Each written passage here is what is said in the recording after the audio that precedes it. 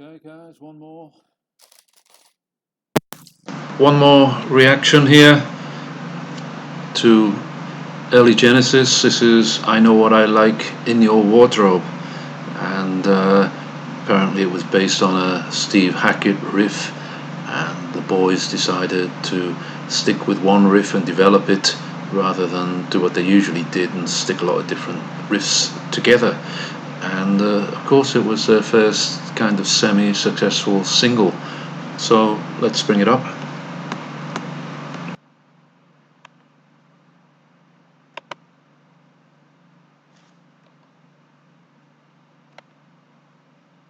Okay, here we go. Okay, there we are.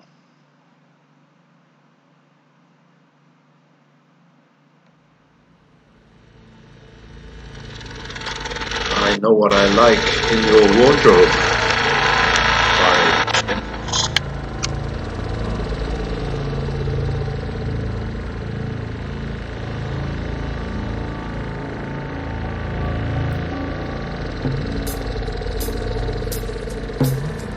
It's 1 o'clock and time for lunch. Bum-de-dum-de-dum.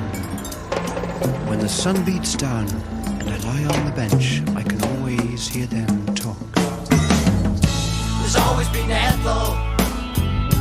Jacob, wake up, we got to tidy your room now. And then Mr. Lewis, wasn't the time that he was out on his own. Over the garden wall, two little lovebirds could be to you. Keep them moving, they sharp. I know.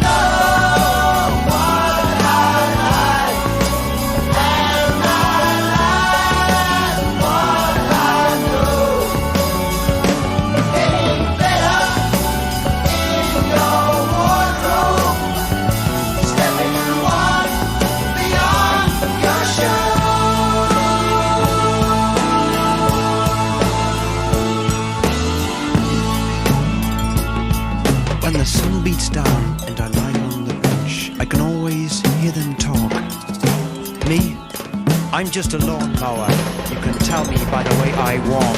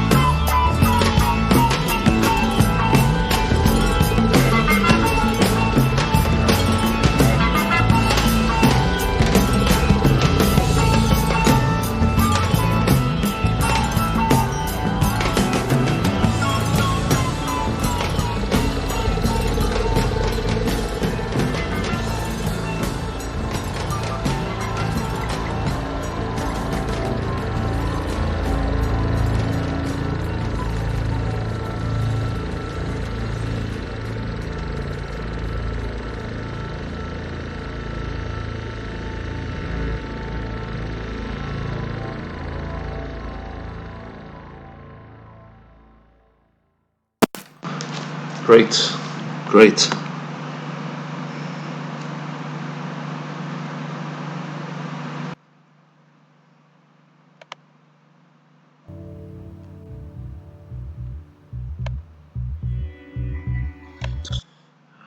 Yeah, so this was the one song that was kind of like a hit single for the Peter Gabriel version of Genesis, and never got into the top 10, but I think it did get to about number 35, maybe number 40.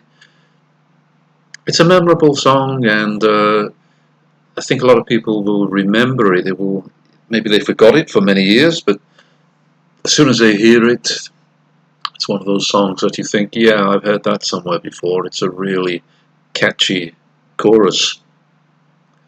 Yeah, as I said before, I think that what happened was that the band members were recording Selling England by the Pound, and uh, Steve Hackett had a few riffs, and this was one of them. And instead of just taking it and putting it into one of the very complex songs, which had lots of other riffs, they decided to just build up on the basis of that one simple Steve Hackett riff. And for a change, they didn't overcomplicate things, although that's a value judgment. Sometimes maybe they overcomplicated things, but a lot of the time they really got it right, and they just made it complicated enough. But anyway, in this case, they decided to go with the simple idea, and it works really well. I heard Tony Banks say that he wished that Peter Gabriel hadn't added In Your Wardrobe, because he thought at that stage, in the 1970s, it probably put a lot of people off, and it would have got higher in the charts if not for that. I'm not sure if that's true. Uh, it's a bit weird, of course, in terms of the lyrics. I think that they're basically Peter Gabriel's lyrics. Um, Sometimes Peter Gabriel's lyrics are hit and miss. They're sometimes very good and sometimes not so good. Yeah, well, it's a great chorus and some memorable lines, I think, in the verses.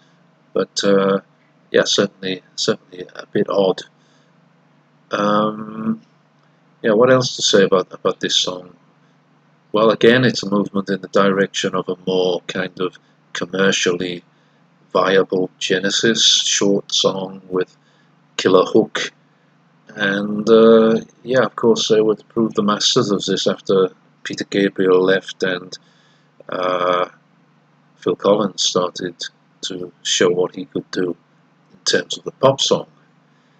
So yeah, maybe this is kind of sign of the direction in which things were beginning to go in just before Peter Gabriel left. Um, yeah, not a lot more to say about that. The album it comes from is a very fine one, Selling England by the Pound. If you liked this song and the reaction, then consider subscribing and hit the like button. Thanks a lot.